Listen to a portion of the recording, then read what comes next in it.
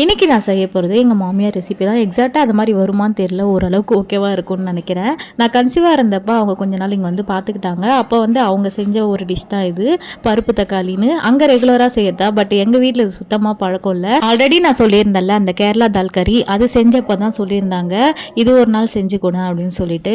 ஒரு நாள் இல்லை, ஒரு நாள் அடுத்த நாளே செய்கிறேன்னு சொல்லிட்டு அடுத்த நாளே செஞ்சுட்டேன். சேப்பங்கிழங்கும் வேக வச்சுட்டு போயிட்டாங்க. சரி அதையும் வறுத்து வச்சிடலாம் சொல்லிட்டு சைடில் அதையும் வறுத்து வச்சுட்டு செய்ய ஆரம்பிச்சாச்சு. அண்ட் எனக்கு ஒரு விஷயம் சொல்லுங்கள், எங்கள் அம்மா மட்டும்தான் அப்படியே இல்லை, ஊரில் இருக்கிற எல்லா அம்மாவும் இப்படி தானான்ட்டு கிடைக்கிற டப்பாலெல்லாம் எதனா ஒரு பொருளை போட்டு வச்சிட வேண்டியது.